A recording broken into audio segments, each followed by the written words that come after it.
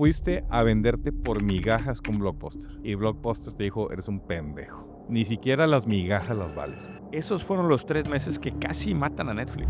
Blockbuster anuncia una madre que se llama Total Access, en donde dice, suscríbete y puedes rentar películas y hacer drop-off en cualquier sucursal que tengas y ahí mismo llevarte la que sigue. Y llega un nuevo CEO que venía de 7-Eleven y dice, el mercado digital es una promesa de humo, no existe. Desfondea la iniciativa de Blockbuster Online y apuesta 100% a las tiendas. No mames. Le dice, cabrón, no mames, güey, ya tengo todo listo. ¿Por qué no hacemos un spin-off de este proyecto y déjame convertirlo en negocio? ¿Sabes cómo se llama esa empresa? No me digas que Roku. Suponiendo que el spin-off de YouTube esté disponible como acción independiente. Ajá. ¿Y Netflix? ¿A cuál de los dos le inviertes? Qué bonita manera de enmarcar el arranque de este doble clic de Netflix. Y sobre todo que te inyecta una energía de optimismo, ¿no? Si eres fanático de dónde está la oportunidad, tienes que estar en nuestra comunidad gratuita digital. Estamos reuniendo a todos los The Lovers a que entren realmente a este grupo donde se pueden comentar temas del episodio, donde hay mucho material mío y donde habrá la oportunidad de hacer crecer tu negocio, lo más importante. Abajo, en donde estés escuchando o viendo este episodio, va a haber un link. Por favor, dale clic y regístrate. Y te veo pronto. Emprendedores.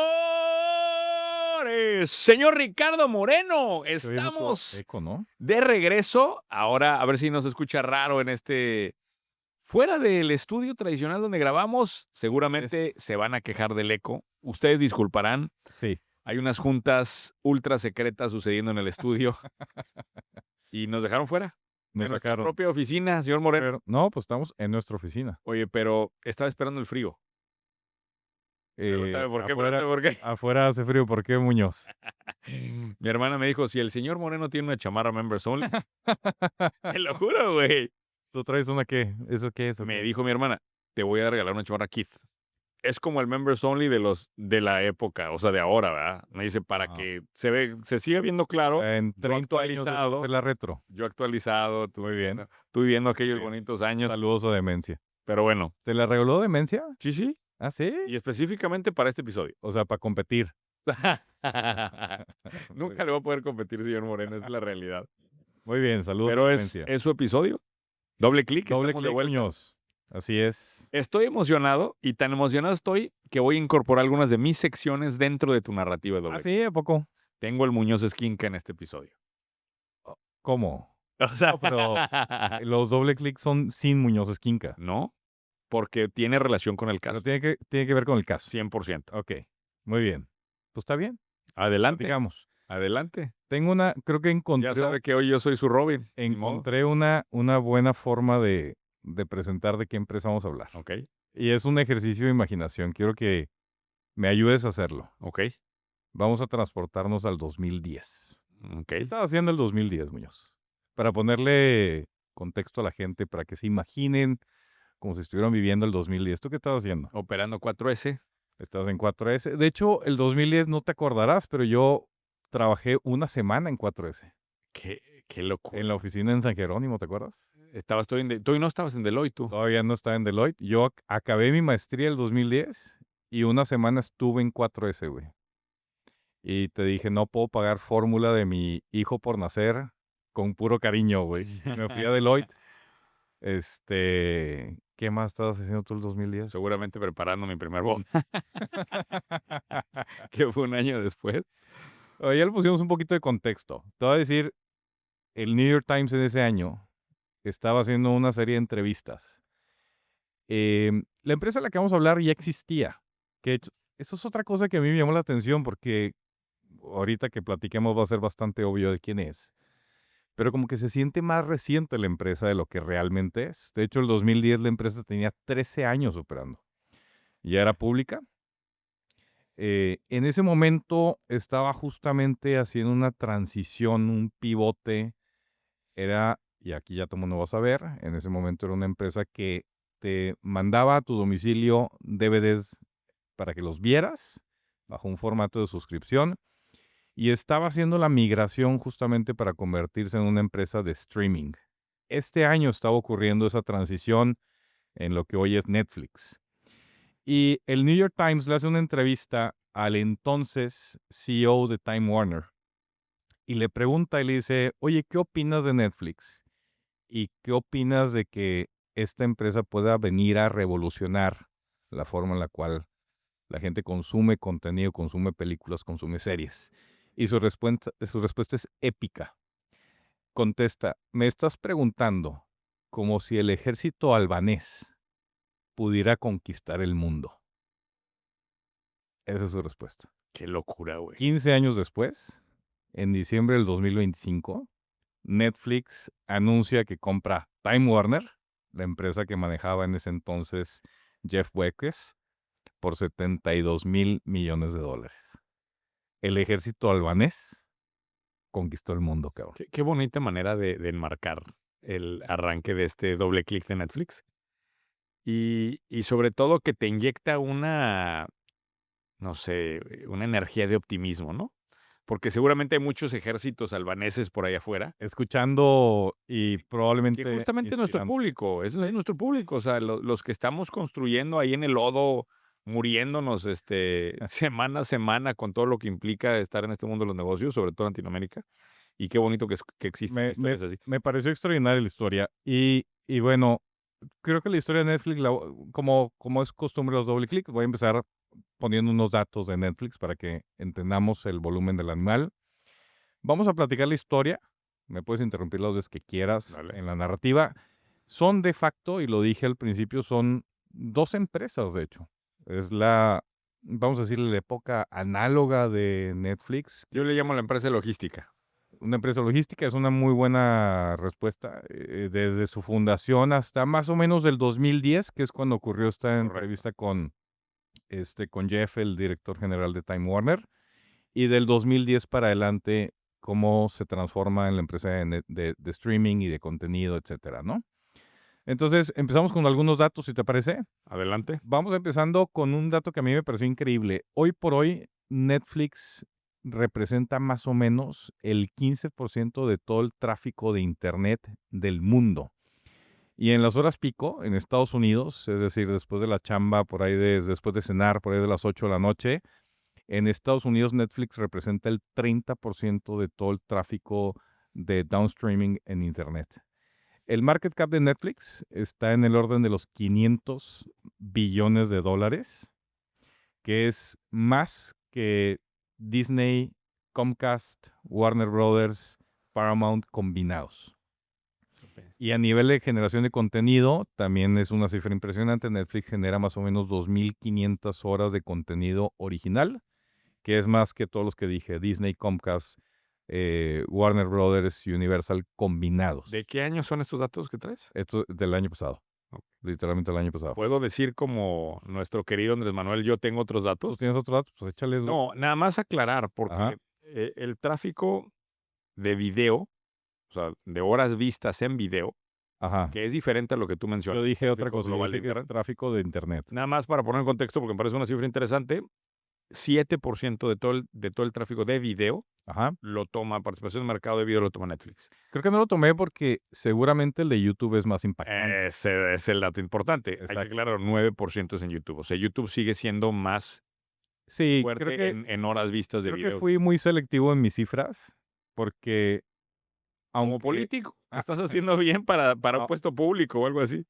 Netflix es muy impactante comparado contra sus competidores de la industria, como los estudios y los generadores de contenido, pero en realidad como plataforma, el número uno del consumo es YouTube. Yo creo que hablaremos más adelante de eso cuando lleguemos Sí. a la etapa de 2010, porque me imagino que vas a arrancar antes, ¿no? En los 90s. Voy a arrancar desde que nace en los 90s y vamos a empezar con todas las empresas tienen su mito fundacional. En 1997, un emprendedor, después de haber pagado $40 de late fees por entregar tarde un VHS de Apolo 13, y estando justamente en el gimnasio, en la banda caminadora del gimnasio, se da cuenta que existe una oportunidad de negocio muy interesante para combinar el modelo de suscripción y una tecnología nueva que está ocurriendo en ese momento que se llamaban los DVDs, y se le ocurre fundar Netflix. Este cuate es Mark Randolph, curiosamente porque no estoy hablando de Reed Hastings, que es hoy por hoy el El director general de Netflix. Reed, que es el icónico director de Netflix, no nació fue cofundador de Netflix, no fue su director general. De hecho, fue el que hizo la inversión semilla, invirtió $2 millones para que naciera la compañía. Pero el fundador fue Mark Randolph, que mucho tiempo, creo que los primeros 2 años operó la compañía, hasta que llegaron a su primer serie A y luego ya lo tomó Reed Hastings. Entonces, nace Netflix en el 97 con esta idea de combinar el servicio de suscripción y la tecnología naciente de los DVDs en ese momento. Nace, para poner también un poquito de lógica a por qué nace la oportunidad de negocio. Ya en los 90s, en el 97 en concreto, el mercado de home video valía más o menos $9.4 billones, mientras que el mercado de box office, es decir, las exhibidoras grandes, los cines, valían más o menos $6 billones. Entonces, ya desde los 90 había una clara tendencia de que el consumo de contenido de películas y de series era en casa, no era en los cines. Y esa era ya una tendencia que existía en ese momento. Entonces, nace Netflix copiándole el playbook a Amazon. Estamos hablando de previo a la crisis de las .com. Estamos hablando de la moda en la cual todo el mundo quería hacer el negocio a través de una página de internet. Y Netflix lo que dice es, si Amazon nació vendiendo libros, nosotros le vamos a competir a Amazon vendiendo DVDs. Y nacen no solamente como venta de DVDs, sino nacen como renta de DVDs. Esencialmente el modelo del negocio era el siguiente. Tú te suscribías a la página de Netflix, tenías derecho a rentar 3 DVDs que te llegaban a tu casa y una vez que regresabas uno o todos los DVDs, tenías derecho a recibir otro del catálogo que tenían que te mandaban por correo, correo tradicional, ¿no? Ujú. Evidentemente, y vamos a tener que empezar a hablar de esto, el gran animal que existía en la industria en este momento se llamaba Blockbuster. Blockbuster, para los que son relativamente jóvenes, eran estas tiendas a las que ibas tú a rentar películas en físico. En ese entonces, cuando nace Netflix, Blockbuster invertido 100% en el formato VHS. Y aquí empiezan a salir unas cosas, porque cuando escuchas la historia de Netflix, siempre está este encuentro entre los dos y es la guerra entre Netflix y Blockbuster. Y muchas veces ridiculizamos a Blockbuster. Va a aparecer en mi historia 2 veces Blockbuster, esta es la primera vez. Y no es una posición tan ridícula la que tenía Blockbuster.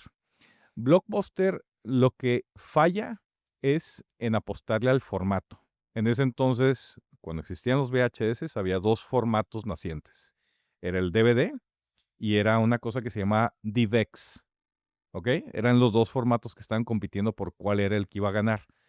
Y el gran golpe de suerte de Netflix es que le apuesta all in la casa a DVD, empieza a trabajar con los fabricantes de los reproductores de DVDs, con Panasonic, con Sony, y ponían publicidad.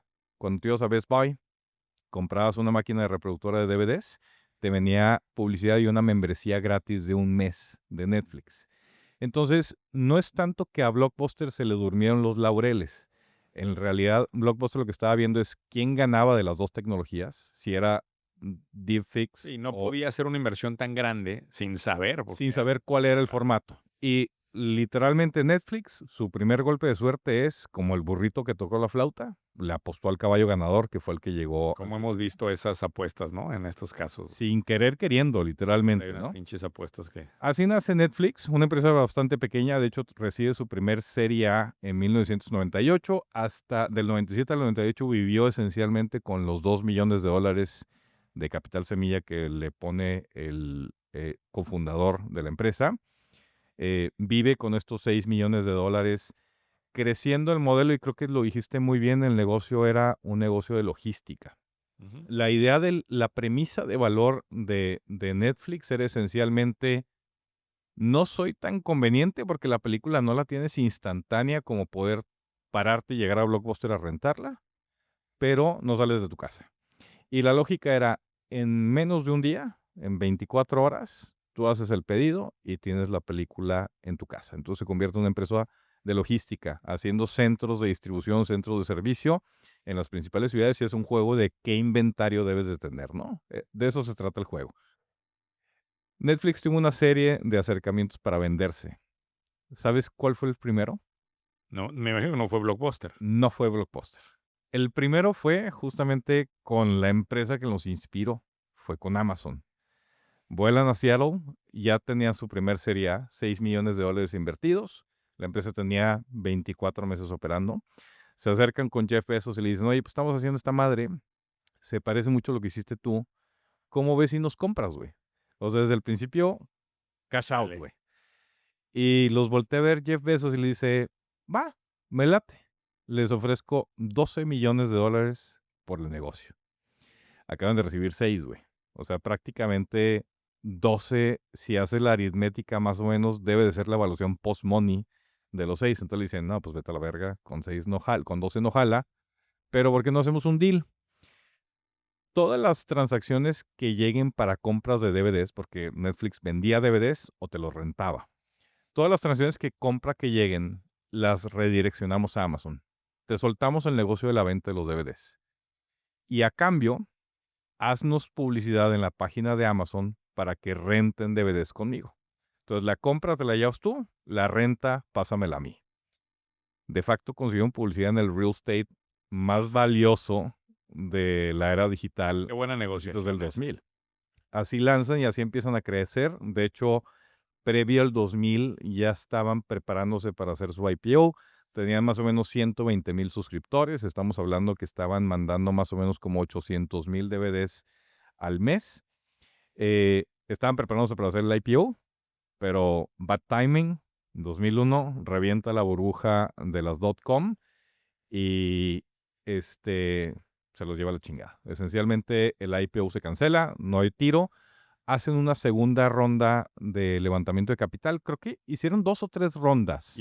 Pero ahí me imagino que vas a llegar al momento donde llegan con Blockbuster. Voy a llegar con Blockbuster. Justamente lo que quiero decirte es cuánta lana tenían. El tema aquí es, tienes una empresa que está creciendo, se está preparando para el IPO, se va a la mierda el mercado, ya no puede hacer el IPO.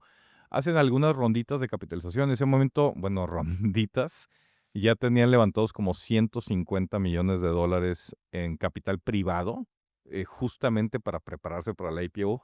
Se va a la mierda el tema del IPO y se sientan primera vez, porque se sentaron 2 veces, primera vez en Dallas, donde está el corporativo de Blockbuster, y llegan y les dicen, oigan, se fue a la mierda nuestra oferta de IPO, ¿cómo ven si ustedes nos compran?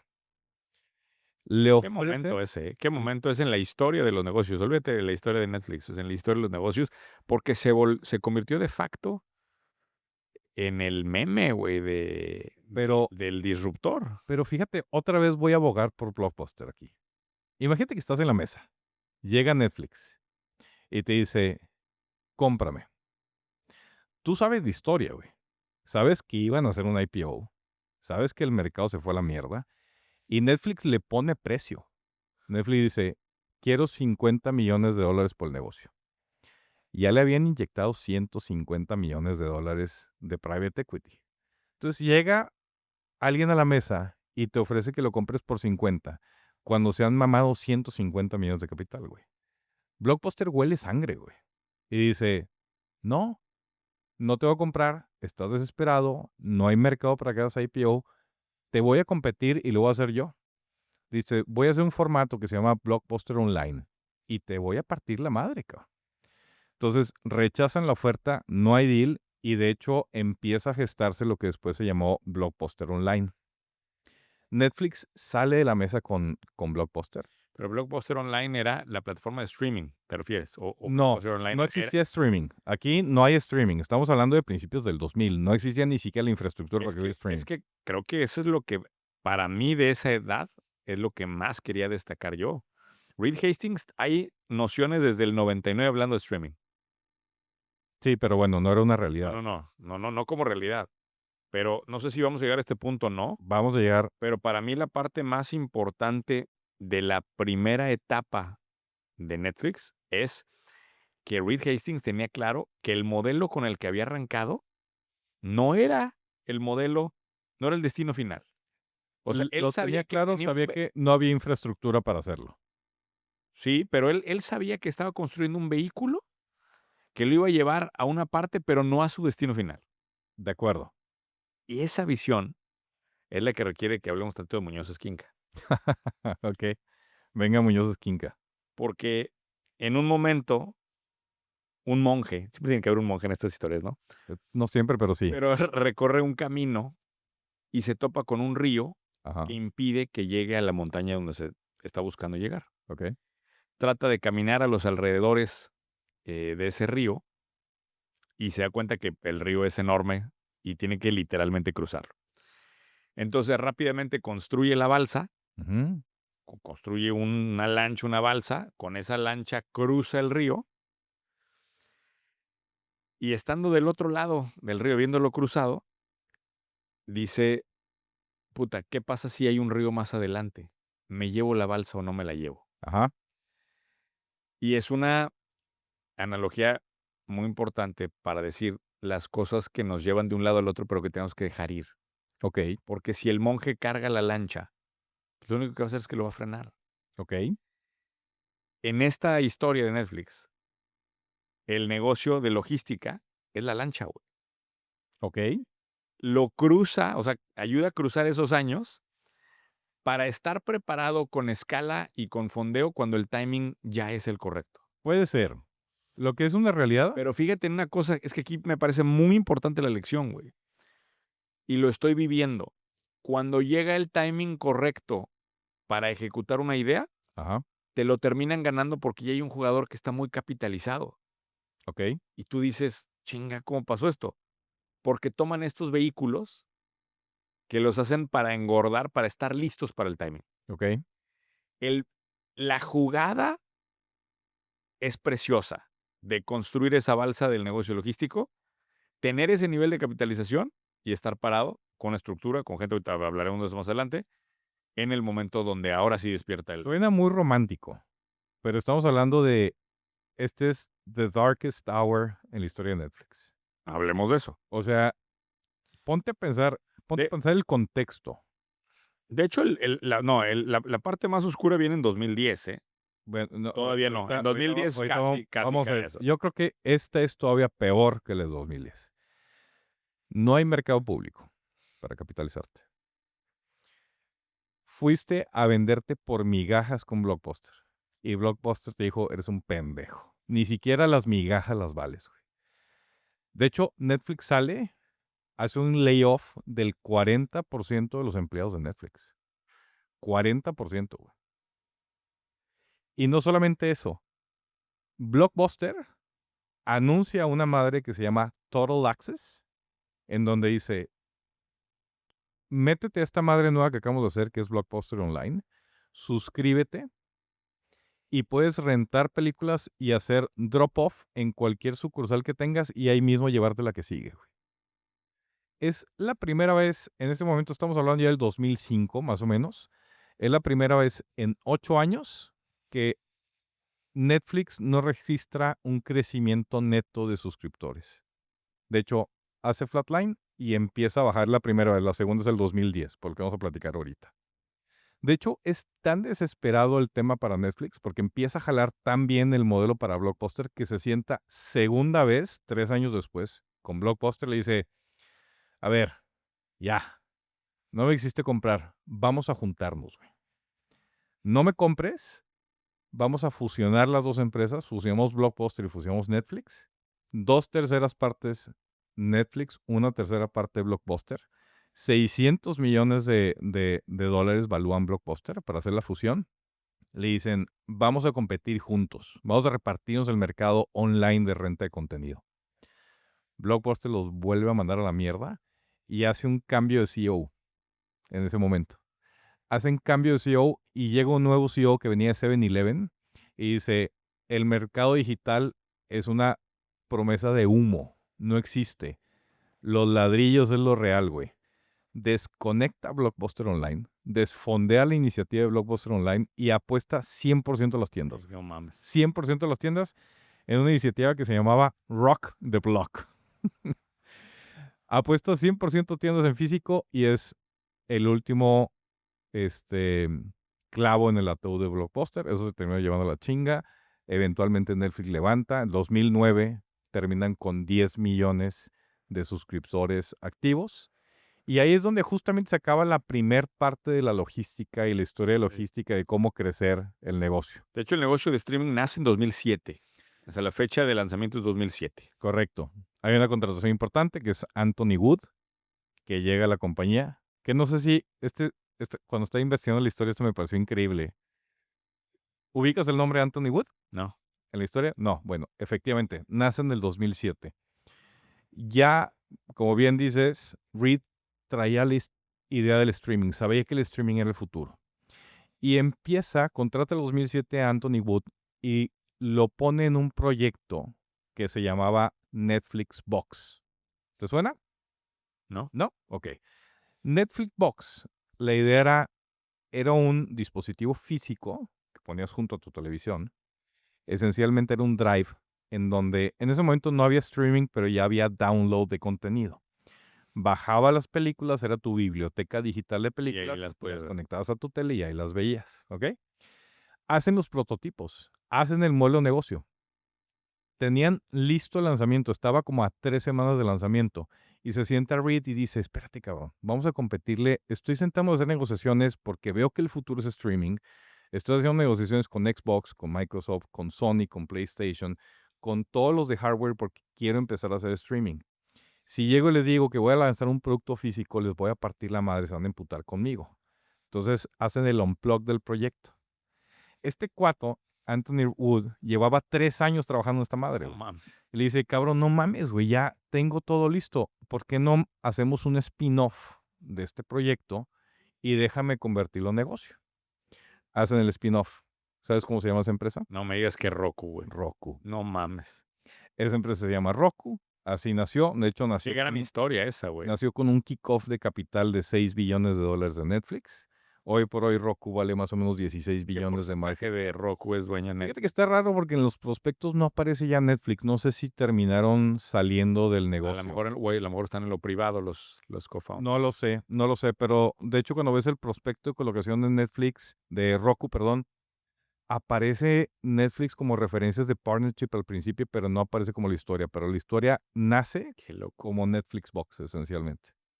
Qué buenísimo. Pero bueno, ibas a platicar del 2010 porque estamos justamente aquí. Yo iba a empezar a platicar del todo el tema de compra de contenido. No, dale. sigo? ¿2010 no vas a hablar? 2010 es el gran, bueno, de hecho, 2010 es el año de despegue del negocio online, ¿no? Ya están ahí los dos negocios funcionando. empieza a haber compra de catálogo de contenido. El primer deal es con Starz a $25 millones, una transacción por toda la biblioteca de contenido de Starz por 2 años. Después hacen el segundo deal de compra de contenido con NBC Universal. Y luego con Apix. Apix es un conglomerado que eran entonces Paramount, Lionsgate y MGM en el 2010. Es el deal más grande en ese momento de compra de contenido. Hacen un licenciamiento por $800 millones por toda la biblioteca de contenido por los próximos 5 años de esas empresas. Y nada más una cosa que antes de que nos brinquemos porque nos casamos, un dato que a mí me pareció brutal. Ajá. Del 2005 al 2007, Ajá.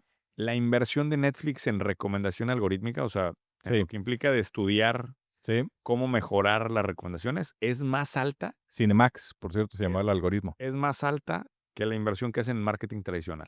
Correcto. Es un dineral. Y era un tema de logística, ¿sí sabías? Sí, pero eso, o sea, tener la visión de agarrar y decir, le voy a meter tanto a cómo te recomienda películas esta cosa, güey. Es brutal. Es increíble porque, a ver, hoy... Y siendo tan pinche las cosas que te recomiendan, ¿no? Tanta lana y todavía llegas a Netflix sin saber qué ver, güey. Y dices, no mames.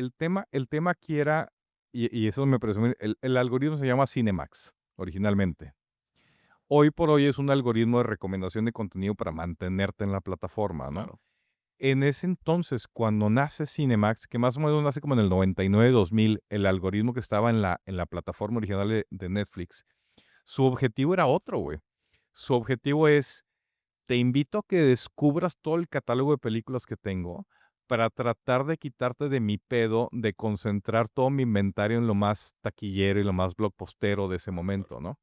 Entonces, era, ¿cómo le hago para que te metas a todo el catálogo y no me hagas un pedo logístico de que la misma película la tengo que estar teniendo millones de veces repartida en distintos usuarios? Era más un tema de cómo distribuyo el consumo, más de cómo te mantengo en la plataforma, era cómo optimizo operativamente la distribución de películas. Ok. Pero bueno, llego al 2011, porque en este momento el gran tema que tiene Netflix es, ya tienes tus deals de compra de contenido, ya eres una empresa de streaming, pero al mismo tiempo eres una empresa que vende DVDs.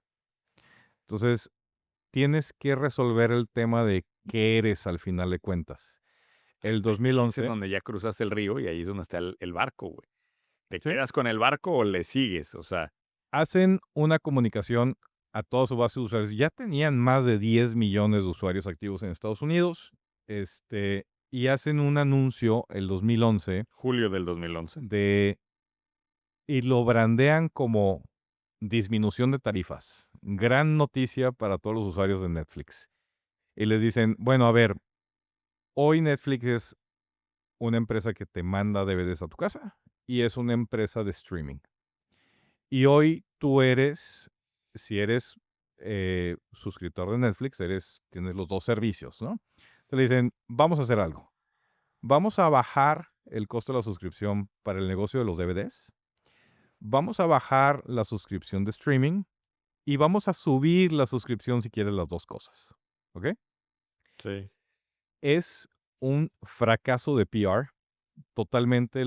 La gente percibe que Netflix se los está chingando, que están subiendo los precios de forma indiscriminada. Pierden 1 millón de suscriptores el primer mes del anuncio.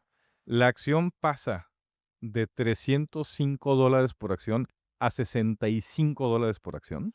Sí, ojo ahí, lanzaron 2 marcas, Y lo que hacen eventualmente es 2 decir, sitios de internet, o sea, la gente no entendía qué estaba lo pasando. que hacen esencialmente es decir, bueno, ¿sabes qué? Ya no cambio las suscripciones. Ahora, el negocio de los DVDs a domicilio se llama Quickster. Quickster Ujú. y el negocio de streaming se llama Net. Netflix.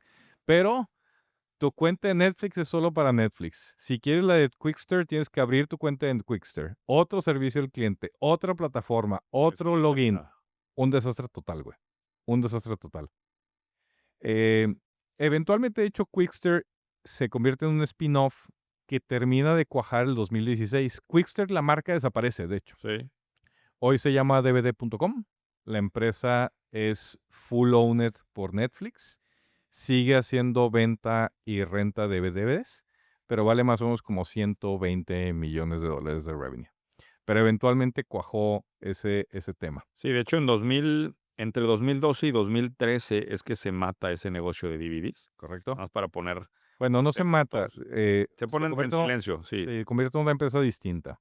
Ahora, lo cabrón es que todo esto que platicaste la historia, de acuerdo a la cronología, de julio del 2011 a octubre del 2011, es en donde pierde la acción el 70% del valor. O sea, Correcto. todo la crisis esta que enfrentan sucede en agosto, septiembre, octubre, 3 meses, güey. Correcto. Esos fueron los 3 meses que casi matan a Netflix. Y para mí, ahí es el momento más oscuro de la vida de Netflix. Ese es el punto en donde casi todo se viene abajo, güey. Yo siento que estuvo más oscuro principios del 2000. Porque ahí sí, o sea, este es un tema de mercado. No, Fue un el golpe, 70% de valor de pero, capitalización de pero, mercado. O sea, pero es el golpe de capitalización de mercado. En realidad la empresa no estaba sufriendo, güey. acuérdate que cuando pierdes en una empresa pública el control de la narrativa, güey. Lo sé, Yo pero, siento que pero ahí la pierden el empresa, control de la narrativa, pierden el a control. O ver, sea, no fue menor, güey. Perdieron casi el 10% de los suscriptores. No fue menor. Pero el golpe público y el golpe en market cap fue mucho más apantallador de lo que de verdad fue, güey. Porque el fundamental ya estaba. Estabas migrando al tema de suscripción. Simplemente hiciste un pésimo trabajo de PR. Pero, Que por cierto, nada más. ¿sabes qué me gusta de esto? Sí. Me gusta de estas historias que se ve en estos casos como no todo es miel sobre hojuelas, güey. La Correcto. gente tiene una falsa relación de estas empresas grandes que todo el tiempo van así, viento en popa. Y no, cabrón. O sea, también pasan momentos difíciles, duros como este que estamos viendo ahí. De hecho, nada más porque nos saltamos en el 2012 el IPO. Como dato nada más cultural del IPO, el 2002 se hace un IPO, levantan $82 millones. El market cap en el IPO es de $300 millones. Sí. Eso es ¿No te arrepientes de no haberle metido lana? 1666x en 23 años, o lo que es equivalente es una tasa anual compuesta del 30%. Nada más para ponerlo en perspectiva, güey. Chula. ¿Qué tal? ¿Y dónde estabas en esos años para recomendarme estas inversiones? El 2002 estaba terminando la prepa, Muñoz. Regresamos a 2012. Netflix tiene una ventaja interesante Ya y llegamos a lo más bonito. llegamos a lo bonito, y es justamente, creo que esta es la última parte que me parece muy, muy brillante de cómo resuelven el análisis de datos. En este momento Netflix es la única empresa de streaming. Hoy por hoy existen un chingo. En ese momento Netflix por mucho tiempo fue el único jugador que estaba en este campo, ¿no? Entonces tuvo la Qué ventaja, sorprendente, ¿no? ¿Cuánto tiempo lo dejaron solo? un chingo, güey. Y lo que logró hacer es que l- tuvo toda la soledad y tiempo para analizar los patrones de consumo de la gente, Con datos de su propia con plataforma. datos de su propia Claro. plataforma, y entendió cómo es que la gente consumía contenido. Y desmitificó el tema de la gente quiere ver un episodio cada semana. No, dijo, no, cuando la gente se sienta a ver un episodio, ve 30, güey, y los ve seguidos. La gente no quiere películas, quiere series y quiere contenido largo que pueda ver en la plataforma. Y empieza a generar su propio contenido. El 2012 lanza su primer serie original, pero el madrazo viene el 2013 Claro. cuando lanza House of Cards. Pero aquí está lo interesante, y fíjate qué tanto le apuestan a los datos que están analizando. Las primeras 2 temporadas de House of Cards le cuestan a Netflix en generación, en producción de la serie, $100 millones. La caja que tenía Netflix el 2012 era $290 millones, güey. Otra vez una Le apuesta. apostaron una tercera parte de la caja all in a decir, este es el futuro. Y logra encontrar un tema muy interesante. House of Cards se vuelve un fenómeno. Se vuelve un ¿Crees que fenómeno de eso serie. fue un tema del CEO o el CFO juega un rol ahí en el... De hecho, aquí viene el CFO. Lo que logran entender es, ¿Te sientes con esos huevos como financiero tú? yo no, ¿Cómo no? se vuelve un fenómeno House of Cards, y lo que se dan cuenta es que hay una correlación directa entre la calidad y la cantidad de contenido original que podían generar y lo que se convierte en suscriptores hacia adelante. Y por eso aquí llega el CFO. El CFO se da cuenta de que este es un negocio, el negocio tradicional de generación de contenido de los grandes estudios, de las casas productoras de Era ir series. a Era, le voy a, box office. le voy a apostar, güey, a hacer una gran película para que le vaya muy bien en taquilla. Si me va con madre, le saco 5, 10x lo que le metí. Sí. El CFO se siente y dice, oye, espérate, güey. Si hacemos gran contenido y es contenido exclusivo de Netflix, güey, yo no tengo que apostarle al éxito en X.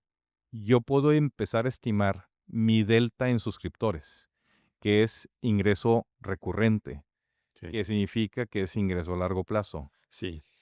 Y nace un juego que no existía. Empiezan a contratar deuda. Sí. Hoy por hoy, De hecho, déjame te detengo ahí, güey, porque cómo me hubiera encantado que hubiéramos hecho este episodio, güey, en 2019.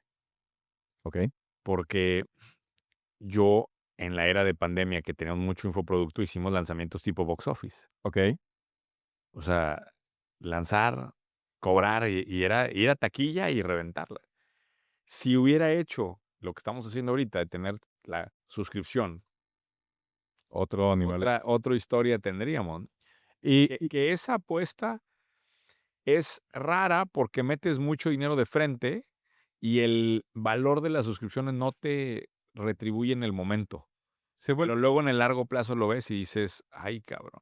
se vuelve un tema muy interesante porque si lo ves a nivel de arquitectura financiera, a MGM no podía, no podías hacer una producción de una película apostándole en deuda, güey. Sí. Porque ¿qué pasa si no jala, güey? No, y de hecho también, no solo eso, no puede ser estructura de capital humano en tu corporativo. O sea, Hollywood se vuelve como un poco como la industria inmobiliaria, que es algo que a veces me gusta y a veces me caga. Proyecto por proyecto. Proyecto, haces el equipo y luego se acaba el proyecto, se desarma, entonces tu talento se va. Totalmente. Nunca tienes un equipo. Y aquí Netflix, si tú me preguntas, ahorita que llegamos ya al 2014, que me urge llegar, es mi parte favorita de Netflix. Netflix es una empresa que también propone una nueva manera de organizar el talento. Y si lo quieres ver a nivel de deuda, te pongo un dato extraordinario. Cuando nace esta época de generación de contenido de Netflix, el balance de Netflix es prácticamente cero deuda. Deuda operativa, ¿no? Para llevar a cabo las operaciones del negocio. Hoy, el balance de Netflix es 14 billones de dólares en deuda. Toda la deuda se ha ido a generación de contenido. Y si lo comparas contra el market cap, esto es 7 veces el market cap de Lionsgate, la casa productora. O sea, tienes solo en deuda 7 veces todo el market cap de una casa productora tradicional. Qué locura. De ese tamaño es este pedo. El tamaño de la deuda contra el tamaño de la empresa, ¿qué tan grande es? No, pues no es tanto, porque el market cap son 500 billones y la deuda son 14. No es tanto. Pero lo más increíble es, o sea, eso, O sea, lo que me quiere decir es que podrían endeudarse mucho más si quisiera. sí, probablemente sí, pero como que usa deuda solamente para producción de contenido. Está ahí. A ver, vamos al año que tú querías. 2014. Fíjate que de los libros que más me han sacudido, eh, yo tenía una repisa, y esto se lo recomiendo a todos. Aparte de la Biblia, dices tú. Sí, tenía una repisa de los libros que me cambiaron literalmente la trayectoria de mi pensamiento en vida. Ajá. El Quijote de la Por ahí Mancha. tengo a Blue Ocean Strategy, o sea, tengo libros que los leías una vez y no volvías a ser el mismo. Uno de esos ¿Quién se robó mi queso? es el libro de Netflix, ¿verdad? Que se llama No Rules Rules. No sé si Ok. has escuchado de este libro. No, yo vi otro libro que estuve consultado para eso, pero no. Pero es la historia nada más. No, este es un librazo Ah, de cómo llevar talento. ok. Y esto sucede, la cultura de Netflix se gesta del 2014 al 2016. Ok. Más o menos esos años. Entonces ya estás consolidado, ya salió House of Cards, ya tienen dinero y ahora sí están haciendo un equipo de talento fuerte adentro de la organización. ¿Y qué termina pasando?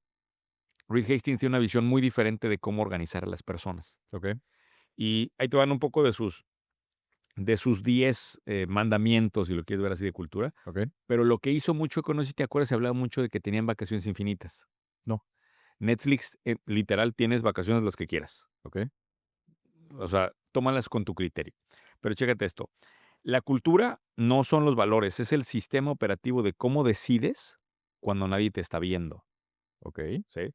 Entonces, primero, le ponen el chip a los empleados. No es cuando yo estoy encima de ti y te estoy preguntando los resultados. Es cuando nadie te está viendo, cómo actúas y cómo decides. Ok. Segunda, el talento denso vence a grandes equipos. ¿Esto qué quiere decir? Ellos acuñan el concepto de densidad de talento, entendiéndose de qué tan brillante es la gente que tienes en la empresa. Ujú. Y eso es un antes y un después, ¿eh? O sea, mucha gente empieza a medir talent density y empieza a ver cuánta gente realmente tienes, tal. Luego, tercera, y esta es la que va contraintuitiva a lo que se habló siempre en teoría de management. El control destruye el juicio. El trabajo del management es eliminar reglas y hacer criterio. Ok. Y ahí es en donde entra lo de vacaciones infinitas. Es decir, que lo que hace que las organizaciones se vuelvan lentas cuando se hacen grandes Mm, es que se hacen rígidas, porque hay tantas pinches reglas. Estos güeyes dicen, ¿por qué hay reglas? ok. Cuando puede haber criterio, si tienes tal. Número 4, transparencia radical. Número 5, feedback directo como disciplina estratégica. Número 6, el Keeper Test. Todos los trimestres le pedían a los gerentes que si lucharían por conservar a cada una de las personas de su base, de su equipo central. Ok. Número 7, proceso solo cuando el caos es intolerable. Qué frase, güey. Qué duro. Ok. Número 8, más contexto de parte de los gerentes, menos control. Número 9, crear una cultura diseñada para cambio. El Número eslogan está 10, toda madre. elimina a las personas que ocupan reglas. Si la persona que tienes enfrente ocupa reglas, tienes que decirle qué hacer exactamente y tienes que decirle qué no puede hacer y la chingada. Como niño, Ok. no es la persona. Adiós. Fuera. Güey, cuando yo lo leo, sí te das cuenta que hay una nueva manera de gobernar una organización allá adentro. Ujú. Y sigo creyendo que las empresas que llegan a esa escala siempre tienen algo culturalmente innato que se vuelve motor en alguna etapa de crecimiento de la empresa. Ya. Para mí esto es una verdadera locura. Entre 2014 y 2016 se dedican a armar el equipo. Ujú. Y no sé si traes, ya no sé si vas a hablar tú más adelante de los temas más adelante, pero en 2016, solamente en 2016, le ponen clic a la internacionalización y se van a 130 países en un año. Ya estaban en varios países para el 16. Pero en el Van 2016 en masa. se van agresivo a la Ah, internacionalización porque ya tienen el equipo atrás. sí. Y de 2019 a 2021 se vuelven la empresa que más gasta en contenido del mundo. Ahora, hay algo que quiero enmarcar aquí porque siempre mi trabajo es decirte qué opinas del futuro de esta empresa. Sí, Ya escuchamos la historia muy romántica y lo que quieras. sí. ¿Qué opinas primero? ¿Qué opinas del futuro? De hecho, yo pensé que querías hablar un poco de eso porque cuando hablamos de YouTube.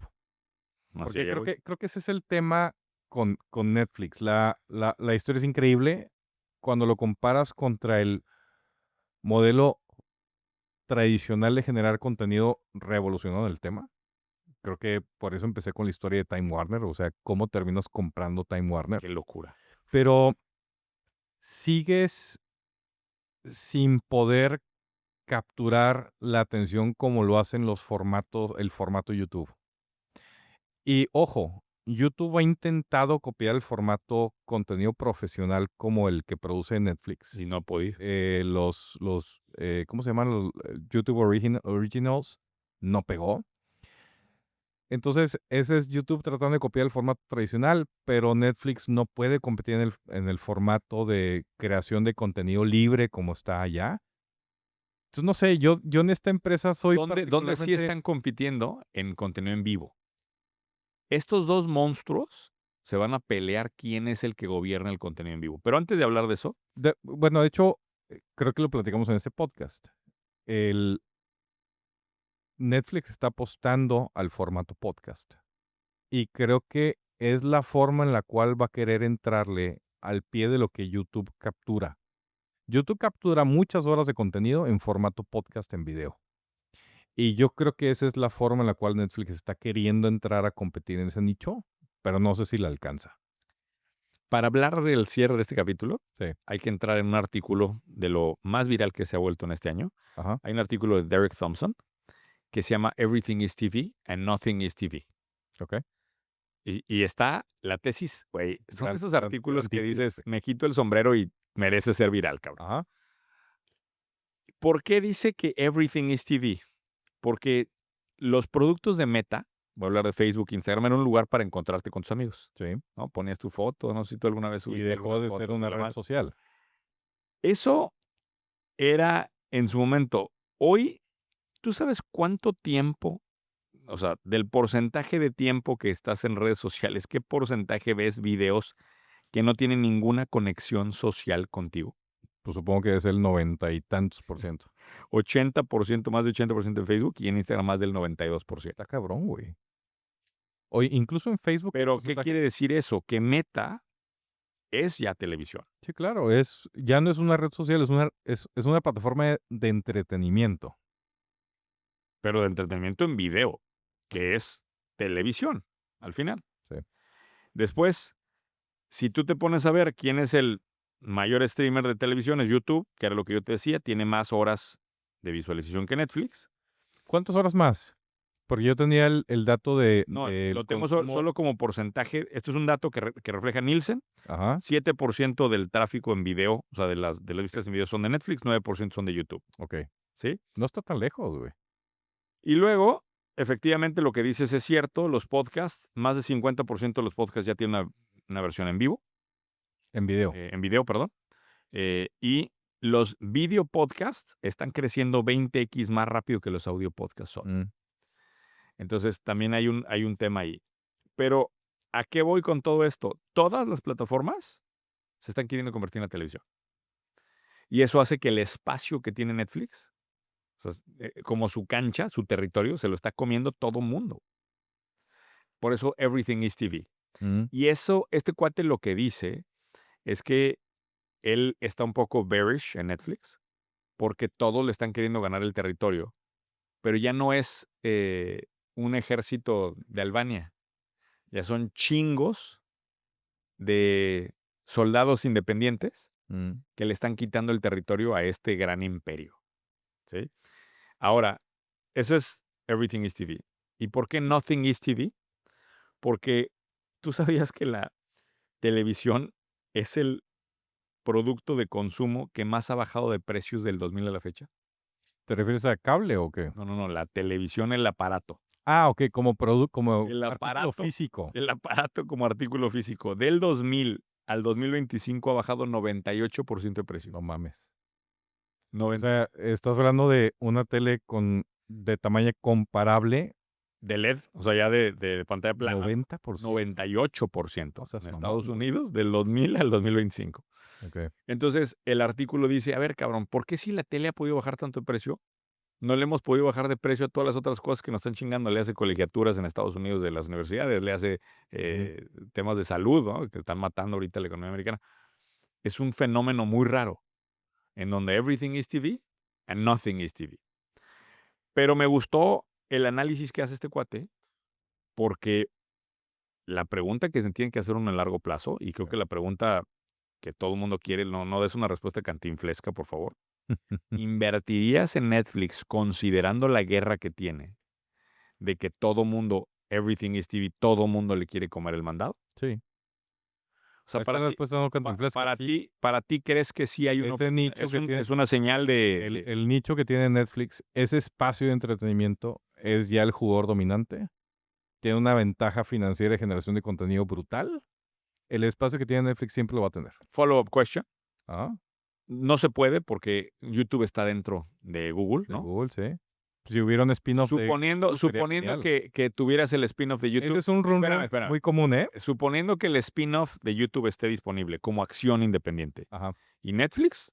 ¿A cuál de los dos le inviertes? YouTube. Entonces estás bearish, güey. No. Yo dije algo muy distinto. Contesté tus preguntas para empezar. A ver. Yo dije, el espacio que tiene Netflix hoy va a existir siempre. Y yo creo que siempre va a ser un jugador dominante en ese espacio. Pero si YouTube fuese como empresa alternativa su competencia pública, el espacio de crecimiento de YouTube y el potencial de crecimiento de YouTube es mucho más grande que el de Netflix, sin lugar a dudas. Pero eso no es una pelea suma cero esa, güey. No es si sobrevive YouTube y crece YouTube, desaparece Netflix. Son dos espacios de contenido totalmente distintos. Pues vamos a ver, se va a desenvolver. Digo, y la verdad, nadie veía venir TikTok. Entonces, Bueno, ¿y tú? Ahora viene Divine. Mismas dos preguntas para ti. A ver, si tuviera que escoger en este momento, sin duda me inclinaría la balanza más por ir hacia YouTube, porque creo más en la economía de video del creador. Total. Por esa razón estamos aquí en cámara, güey. O sea, yo creo más en que los creadores independientes con guerras chiquitas, esto es guerrilla, Ajá. le van a acabar así, le van a acabar quitando esas horas allá. Pero aquí hago una puntualización. Si YouTube no gana más licencias de contenidos en vivo, va a estar difícil. Y ahí es donde Netflix tiene de dónde agarrarse, güey. ¿Has visto partidos en vivo en Netflix? No, nunca. Me ha tocado ver partidos en vivo. Yo casi no uso Netflix, de hecho. ¿No viste Stranger Things? No. ¿Cómo? Hay que aplaudirle. O sea, yo veo... Eso te lo dejo de tarea, señor Moreno. Más importante para el caso de haber visto Stranger Things. Ves una serie con una calidad de producción de esas y dices, por eso es que va a sobrevivir Netflix. Pues dijo, ese espacio de contenidos. Pero tristemente, las guerrillas de todos los microcreadores por todos lados van a acabar destruyendo el imperio. Si me preguntas a mí, y creo que hay que hacer una proyección en 5 años, que sigamos en el episodio 1578 de ¿Dónde está la oportunidad? Hacemos un recorrido, a lo mejor como proxy, la variable Google, a ver cómo se ha ido en comportamiento. Ese spin-off de YouTube ya está muy cantado y yo no lo descarto, ¿eh? Yo no lo descarto. Pues otro caso más de doble clic, señor Moreno. Muy bien, Muñoz. Por favor, dejen en los comentarios qué opinan de estos doble clic. Échenle aplausos al señor Moreno porque luego no quiere trabajar. Oh, que la madre. Gracias, señor Moreno, por otro Muñoz. episodio más. Si eres fanático de ¿Dónde está la oportunidad? tienes que estar en nuestra comunidad gratuita digital. Estamos reuniendo a todos los The Lovers a que entren realmente a este grupo donde se pueden comentar temas del episodio, donde hay mucho material mío y donde habrá la oportunidad de hacer crecer tu negocio, lo más importante. Abajo, en donde estés escuchando o viendo este episodio, va a haber un link. Por favor, dale clic y regístrate. Y te veo pronto.